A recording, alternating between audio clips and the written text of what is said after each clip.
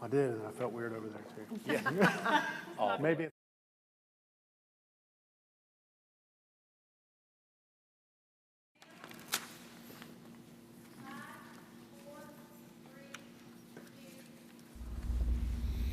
Good evening. I'll call to order the September 20th, 2022 Board of Directors meeting for PCCS.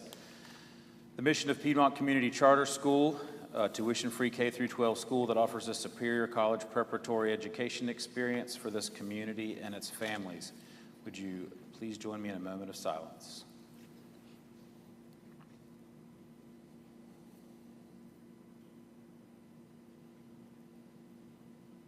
Thank you. Do we have any public comments? No, sir, we do not. Thank you.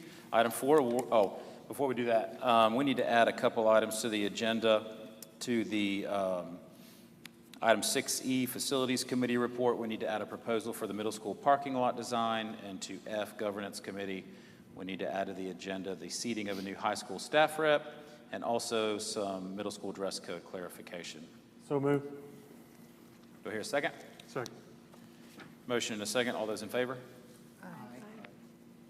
All those opposed? Motion carries unanimously. Thank you. Item 4, awards and recognition. Well, it being the very beginning of the school year, I want to certainly recognize our 3 registrars. They have done an amazing job bringing in new students and welcoming our new families, and I mean, we could not do it without them. We're taking them to lunch tomorrow to celebrate. Also want to thank all of our staff members, from admin, the teachers, our facility staff, our support staff. It has been a great beginning to the new year. You know, I feel like we finally 100% opened this building. Been waiting a long time to feel the pride of that. So I'm just so grateful to everybody for what they've done since the teacher work days began. That's great. Item 5, approval of previous minutes. Is there any discussion or questions about the minutes from August 16th? I was having flashbacks, filling those out. Thank you for doing them. All right, if not, do I hear a motion? Motion to approve the August 16th meeting minutes. Thank you. Second. Motion and a second. All those in favor? Aye. Aye. All those opposed? Motion carries unanimously. Thank you. Item 6, reports. 6A, the Treasurer Finance Committee. Thank you, Mr. Poole. I'm going to start with the budget report. So month-to-date activity there, total revenue is $1,348,590.55. Moving down to total expenses for the month, $1,469,368.95. Leaves us a net surplus before investment of, a deficit of $120,778.40. Other income in the investment account was a deficit of $70,724.26 for a total month-to-date net deficit of $191,502.66. Any questions on the... What was the other income, the $70,000? What was that? That should be a deficit from the investment account. Oh, I got you. Okay. Any other questions on that one? Okay.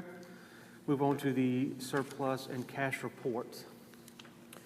As of August 31st, operating account, BB&T, $2,672,106.85. The investment account, PNC, $2,337,665.40. Petty cash of $1,000 leaves a total of $5,010,772.25. Anticipated cash position as of 6/30, that's still an unaudited number, $5,654,956. Current year-end budgeted surplus, $563,936.06.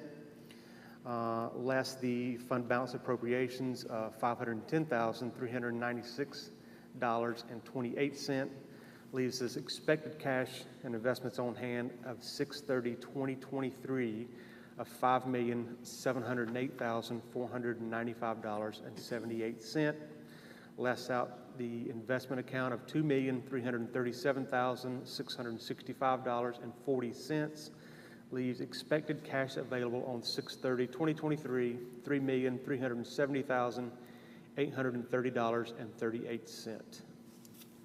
U.S. bank account, the ending balance of 8/31, the bond fund, $298,724.15. Debt service reserve fund, $1,794,014.99, leaves the total bond proceeds $2,092,739.14. Questions on surplus and cash report? That's all I got. Thank you. 6B, Head of School Report. Good evening, board members. Good evening. So first, we'll start out with our compliance submission report. So first, we had to submit the board meeting schedule for the year, and that was submitted on September 14th. Our guidance check, this is a statement that the school understands the requirements for annual charter health report, report on health assessments, diabetes, EpiPens, and return to learn. Those are all reports that our nursing staff prepares, and we provided that statement on 9/14. For DAC, for our bond loans, a filing requirement was evidence of insurance, and that was submitted on 9/14 also. On to our enrollment report. Our total enrollment as of 9/14 was 1,906. Our ADM is 1,907 for the 20 days. As you can see, we have 675 students enrolled in elementary school, 656 in middle school, and 575 in high school, and we still have 1,075 on the waiting list, which has been archived at this point because we met our enrollment goal. The budget was set at $1,890. So we're very happy. That's great. That doesn't just happen, right? Yes. Takes a lot of work on the Yeah. registrar's side, the teachers calling all of their students at the beginning of the year. It's very work and time intensive. All right, next is the withdrawal report. So the first page is just the withdrawals during this first month. The other pages, that is summer, like from the end of the year when summer starts until that first day of school.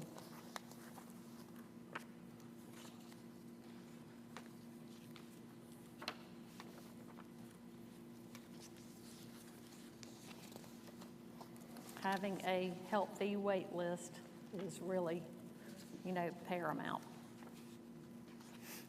And something we work very hard, recruiting students and marketing our school.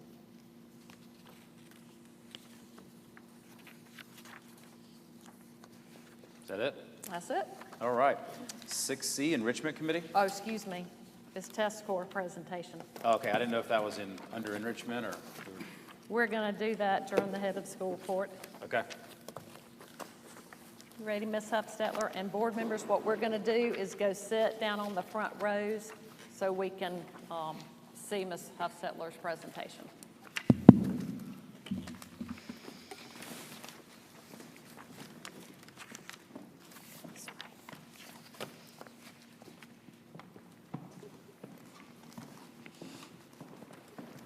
Oh, no, let me get my drink because I'm probably going to be. How are you doing?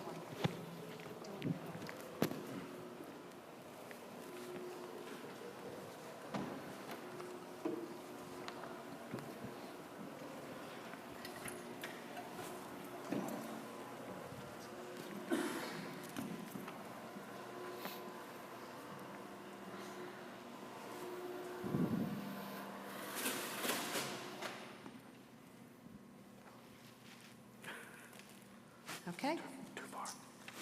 So we have our school report card results that we want to share with everyone.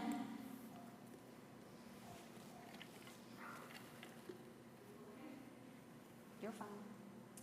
So the school performance grade that the state provides to us is comprised of 20% growth and 80% proficiency.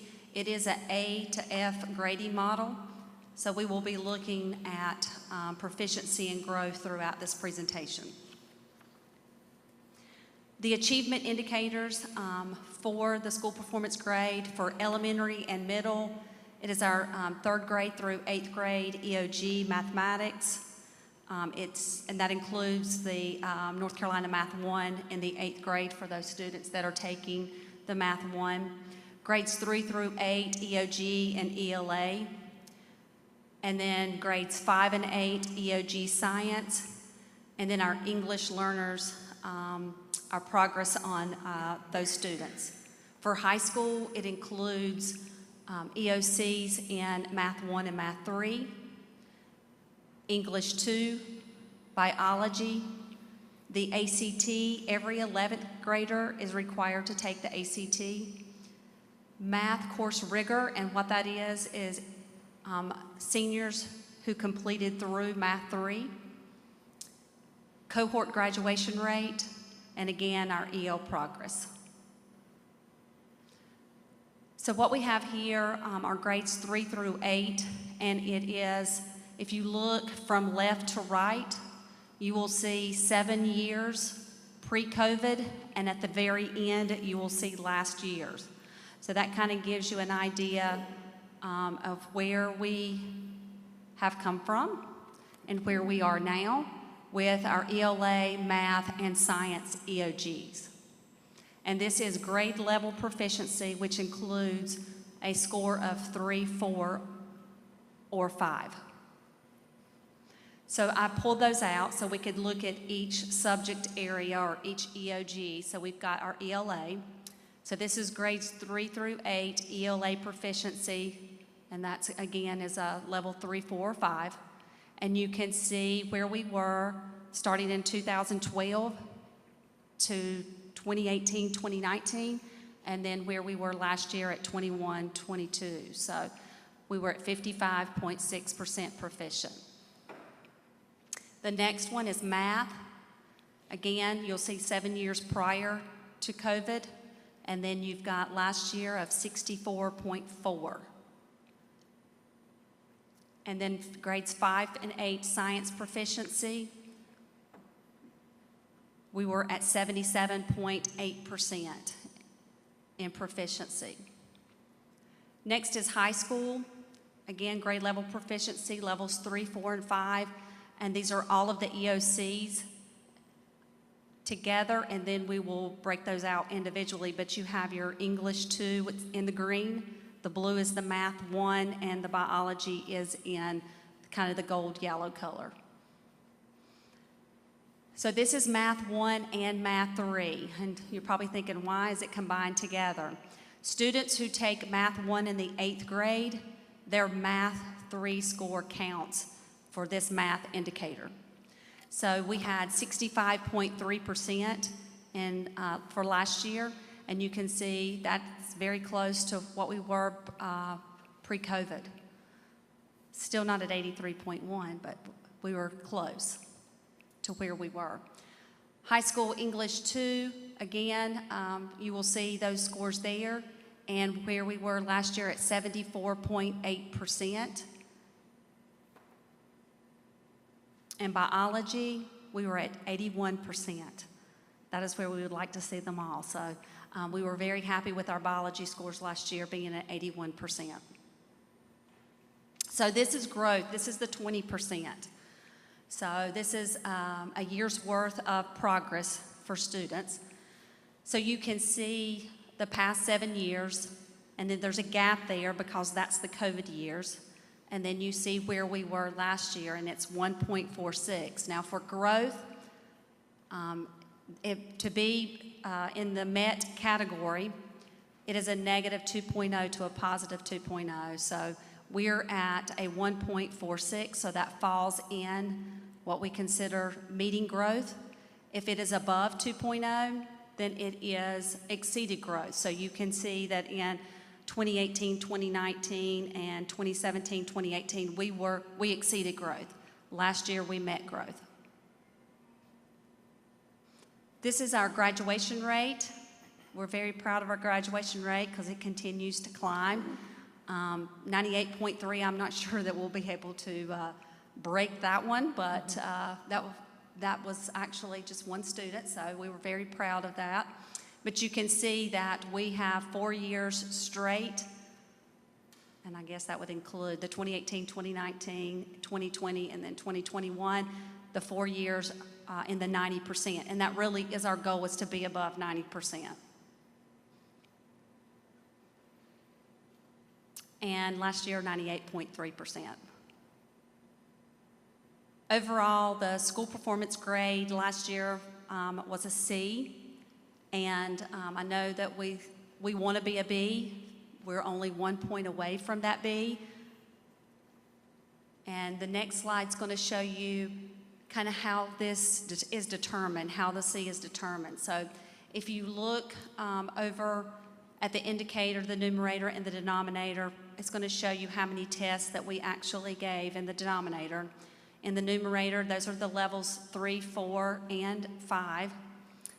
And when you add all those up, then that's where you get the total proficiency of 65.4. You multiply that by the 80%, and that gives you 52.32%. Over on the growth index, we were at a 1.46. They have a conversion, which converts it to a 100-point scale. When I looked that up, it was 83.6. When you multiply that by 20%, that gives you 16.2%. You add those two together, and that gives you a 69. I think it was actually a 69.04. And you see over there that a 69 to a 55 is a C, so we're only 1 point away from a B. I wanted you to look at this. This is a comparison from 2018, 2019 to 2021, 2022. Just so you can see the total proficiency difference, and you can look at the growth difference. If you look at the index score on the growth, the percentage part is not that much. So we were very close, even though we exceeded growth in 2018, 2019, we still were close in our percentage, 20% in 21, 22. Our proficiency is where we have got to get students to level 3, 4, and 5. The other thing that I wanted to point out to you was the ACT. ACT scores were not exactly where we wanted them to be, but you have to remember these were our seniors who took the ACT in the 11th grade, which was during COVID, and we brought them in and we had them to take the ACT. The other thing you need to understand is that the proficiency score for ACT in the past has been 17. It has increased to 19. So that's a big difference as well.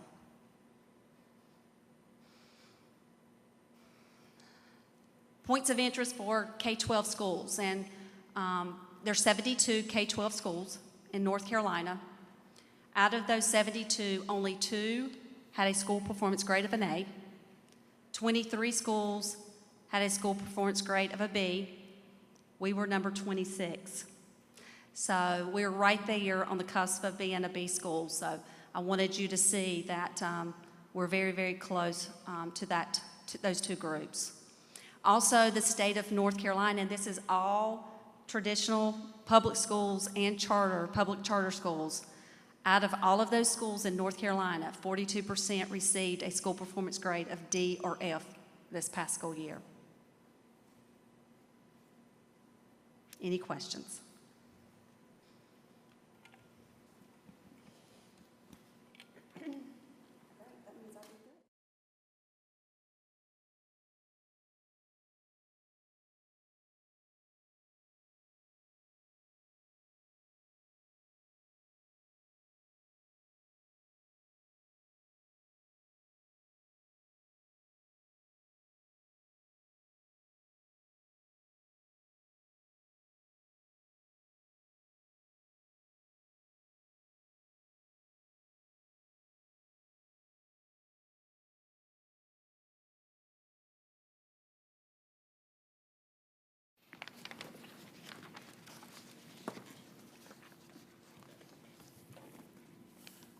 Thank you, Ms. Huffstetler. I would definitely say between remote learning and staffing challenges and a massive expansion in our student population that getting that 69 is quite an accomplishment. And obviously, we want to be as good as we can be, and we keep pushing for that. Thank you for sharing that information with us. All right, item 6C, Enrichment Committee report. The Enrichment Committee met Wednesday, September the 14th at 6 p.m. via Zoom. Mrs. Huffstetler was kind enough to go over that school report card report where she detailed proficiency and growth, just as you saw. The Enrichment Committee will meet the second Tuesday of every month. And every month, this is the type of information we dig deep into. We look at this every single month. So feel free to join us if you would like to. And so our next meeting is October the 11th at 6 p.m. and it'll be via Zoom. All right, thank you. 6D, Athletics Committee. The fall sports are off to a good start. All the teams are very talented and competitive. The high school now has field lights, so we're very excited about that. We're now able to hold games under the lights, which helps with scheduling. The new lights in the middle school gym are working out great, and the conference participation, which we've been a little bit concerned about, seems to, for middle and high school, has seemed to improve so far. So we're very happy where we are and very proud of our athletes. Great, thank you. 6E, Facilities Committee. Okay, so I had a couple of updates before I get into kind of the meat of what I was going to talk about. One was the lights that were installed, and also the new sinks have been put in the high school workrooms. So just a couple smaller updates for that. If you guys look in your packet, there's a proposal from a firm called Sun Studio. So the middle school parking lot has been on our list of priorities for quite some time. There's now, especially now that the high school is open and we don't need that many parking spaces, number one. And two, we've moved 5th grade over there, so now we have 5th, 6th, 7th, and 8th. As you all know, everybody's a car rider, and if you have a student at the middle school campus, you understand the snake system and, you know, New Hope and Tittman, and there's lots going on over there every day. In addition to issues with that, just trying to get that many students in and out of the parking lot, you know, we have faculty there that are having to, you know, put up temporary cones to keep things moving the way they should, sometimes even using their bodies as distractions, you know, to keep people in line. So we need to kind of come up with a solution for that. So we've had, the facilities committee has met a couple different firms over at the campus, kind of walk the parking lot, really talk through different ideas and things that we need to do, other than just kind of redesigning the layout and how it flows, but also there's some drainage issues in the back in between the mobile units and the building that we need to address. You know, and also as we've talked, kind of come up with like, we need some more green space over there. Fifth grade needs a place for recess. You know, there's lots of other things that have come up. So we do have a proposal. Unfortunately, we were only able to get one. The other firm had another project come up and weren't able to help us out. So I wanted to kind of walk through this one that we got from Sun Studio and see if you guys had any questions, kind of get your feedback on the project and kind of what you felt about this. You know, basically what this firm would do is the design piece of it. So this would not be construction. This would just be helping us map out what we want to do and get plans drawn up for that so we can take that to bid. You know, we have found out there is a project on New Hope Road coming up, so he will help us be involved in that and making sure that, you know, that is going to help us with our design. Like there'll be 2 right turns now coming out of New Hope once that's completed.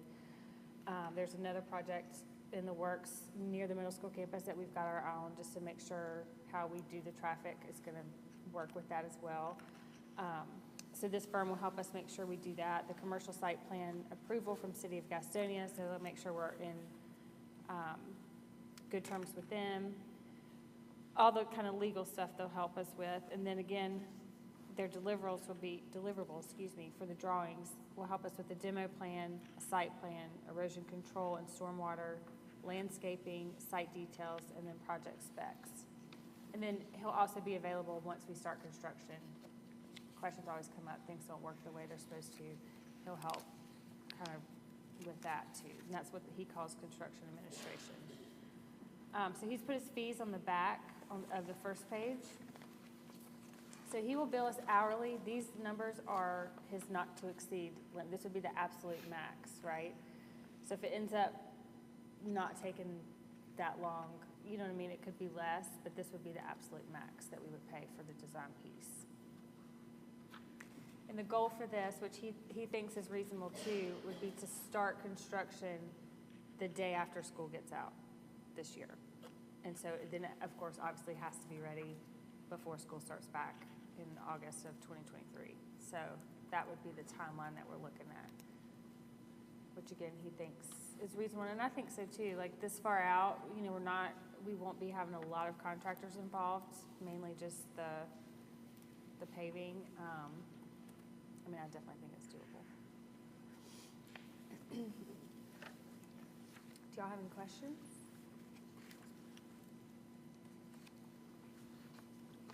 No? No, it's great. I mean, I know y'all have been covering all the bases and making sure we're keeping up with what the city's doing, and that is a challenging couple of moves to make right there to get in, so. I know you said that you only got the one because the other didn't respond back. Are there any other companies? I've reached out and basically got told no by 2 others, like we just don't have time for it. So I had 2 meetings on campus and then have reached out to 5 total firms.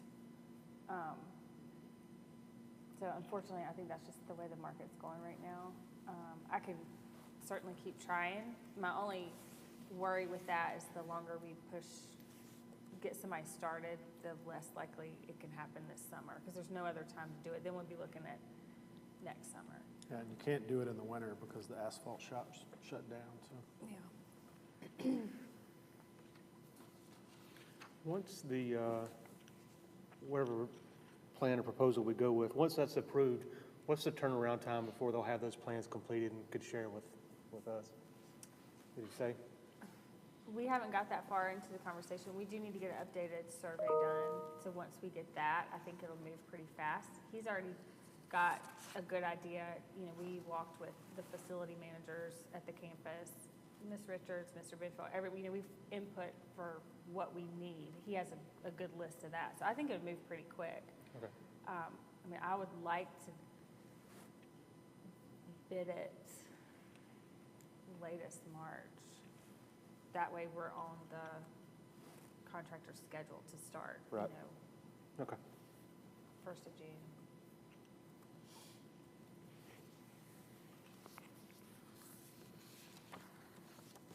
Any other questions or comments? So, I don't know this name, Sun Studio, but I know who it is, Kevin Gorman. He laid out this campus when he was with Block Design. And I'm confident he'll do a good job and only charge the school,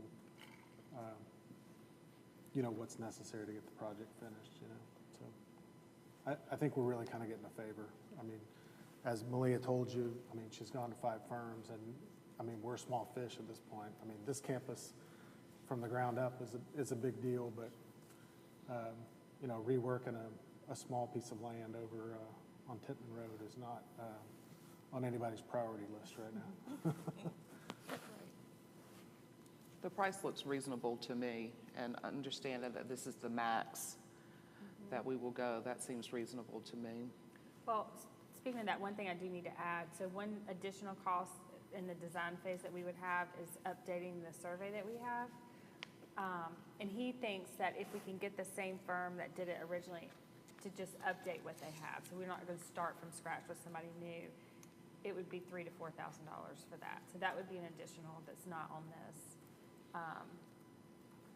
that we would have done to start. Like, we don't have any topo information or anything like that, any drainage, stuff like that. So he really couldn't get started until we do that. So the topo information is the Oh, sorry. peaks and valleys, the elevation of the land on the campus.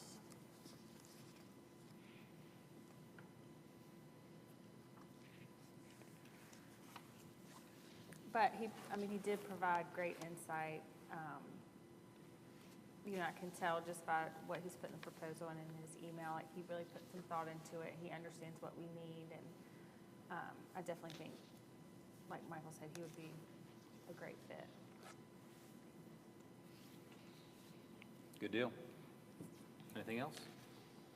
Are we looking to take some action on this tonight? Do we need to take some action on it? I mean, the sooner the better, if y'all feel comfortable with it. So do we need to approve a decision maker and then a max amount of money? Is that what we're looking to do? Sure. That's how we've proceeded in the past with these things, so. What amount are you looking at? So the max would be 17.5 plus, you could say, The 25 to yeah, cover it? yeah, I think that'd be plenty. Okay. So moved. I move we approve the contract with Malia as the lead decision maker for the board for $25,000 to include the landscape design and also the survey. Second. Motion and a second. All those in favor? Aye. All opposed? Motion carries. Thank you, Ms. Malden. Thanks, guys. Is that it for facilities? All right, that'll be good to make some progress there. Not that there hasn't been a lot of facilities progress. She's been busy. All right, 6F, Governance Committee.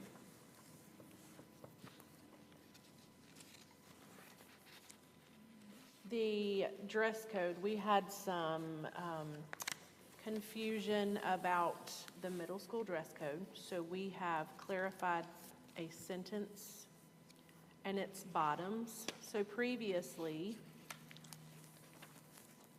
approved colors are solid khaki, navy blue, black, gray, or black denim. There was confusion there as to if there was an option for gray denim. So if you'll look at the second page, we have corrected that verbiage to say approved colors are solid khaki, navy blue, black, gray, and then black denim is allowed. So so the comma is not here. Are we going to put a specific comma in that? Where do you want it? After gray, that's where we Sure. need. We do have black denim is allowed, but You just put unless period. that's, and another unless that's bullet gonna be a point. period. Yeah. On a Yeah. period? Okay. Yeah, a period after gray. All right. So that correction black denim is allowed, gray pants are allowed, slacks not gray denim, and we just wanted to clarify that. That is a good clarification. Any discussion around that? I hear a motion. Make a motion to approve the changes to the middle school dress code. Second. Second. Motion to second. All those in favor? Aye. All Are we adding opposed? the column? Hmm. Do we need to add the comma? We need to say add the comma? Period. Yeah, add the period. To add the period to the middle school dress code. Yeah.